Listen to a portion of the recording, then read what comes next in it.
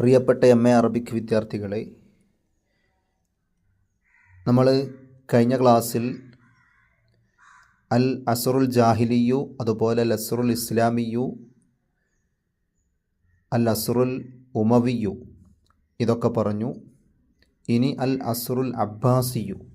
ശ്രദ്ധിക്കുക, അൽ അസ്റുൽ അബ്ബാസിയു, അബ്ബാസി കാലഘട്ടം. അൽ അബ്ബാസിയുൽ അവ്വൽ, ഇതിനെ രണ്ടായി തരം തിരിച്ചിട്ടുണ്ട്. അബ്ബാസി അവ്വൽ, അബ്ബാസി അസാനി. എന്ന് മുതൽക്കാണത് മിൻ ഖിയാമി ദൗലത്തിൽ അബ്ബാസിയ ഫി ആം 132 അൽ ഹിജ്രി. അതായത് ഹിജ്റ 132 കാലത്താണ് അബ്ബാസിയ ഭരണകൂടം ആരംഭിക്കുന്നത്. നമ്മൾ പറഞ്ഞു ഉമവിയ ഭരണകാലം അവസാനിക്കുന്നത് 132-ലാണ്. ആ 132 മുതൽക്ക് പിന്നീട് അബ്ബാസിയ ഭരണകാലമാണ്. ഇല ആം 334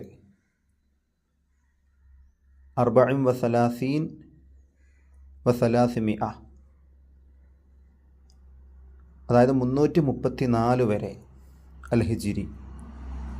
പ്രത്യേകം നമ്മൾ ഓർത്തു വെക്കുക, 132 മുതൽ 334 വരെ ഒന്നാം അബ്ബാസിയ കാലഘട്ടം, അൽ അബ്ബാസിയുൽ അവ്വലു. അപ്പോൾ അൽ അസ്റുൽ അബ്ബാസി പ്രത്യേകം നമ്മൾ ഓർക്കേണ്ടത് ഹിജ്റ 132 മുതൽ 656 വരെയുള്ള കാലഘട്ടമാണ്. ഇതാണ് മൊത്തം അബ്ബാസിയ ഭരണകാലം. ഇതിന് രണ്ടായി തരം തിരിച്ചു. അൽ അബ്ബാസിയുൽ അവ്വൽ, ആദ്യ അബ്ബാസിയ കാലഘട്ടം. ഇത് 132 മുതൽ 334 വരെയും. അബ്ബാസു സാനി, അൽ അബ്ബാസിയു സാനി മിൻ ആം 34 അതായത് 334 മുതൽ ഇലാ സുഖൂത്തി ബഗ്ദാദ് ഫി ഐദി താർത്താർ സന 656 താർത്താരികളുടെ കരങ്ങളിൽ നിന്ന് ബഗ്ദാദ് നഷ്ടമാകുന്നത് വരെയുള്ള കാലഘട്ടം. അപ്പോൾ 334 മുതൽ 656 വരെ, ഇങ്ങനെ രണ്ട് ഘട്ടമാക്കി തരം തിരിച്ചിട്ടുണ്ട് നമ്മൾ പ്രത്യേകം മനസ്സിലാക്കുക. പിന്നീട് അൽ അസ്റു തുർക്കിയ, തുർക്കി കാലഘട്ടം. അത് 656 മുതൽ ഇലാ ഹുക്കുമി മുഹമ്മദ് അലി മിസ്ർ, മുഹമ്മദ് അലി മിസ്ർ ഭരിക്കുന്ന കാലം വരെ 1230 എന്നവിടെ കൊടുത്തിട്ടുണ്ട്. ഈ 1230 എന്നുള്ളത് ഹിജ്റ വർഷമാണ്.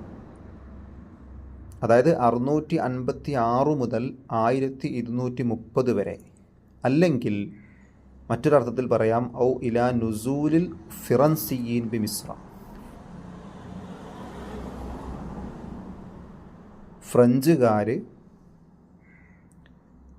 ഈജിപ്ത് പിടിച്ചടക്കുന്ന സമയം വരെ, ഈജിപ്തിൽ അവർ അധിനിവേശം നടത്തുന്ന കാലം വരെ. ഇലാ നുസൂലിൽ ഫിറൻസിയീൻ, ഫ്രഞ്ചുകാർ വരുന്നത് വരെ. ബി മിസ്ര, മിസ്റിൽ.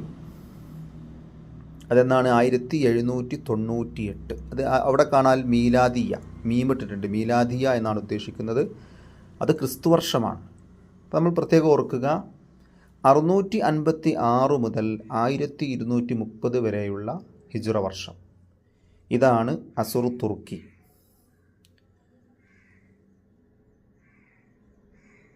അല്ലെങ്കിൽ ക്രിസ്തുവർഷപ്രകാരം 1798 വരെ അൽ അസ്റു തുർക്കിയാണ്, തുർക്കി കാലഘട്ടമാണ്.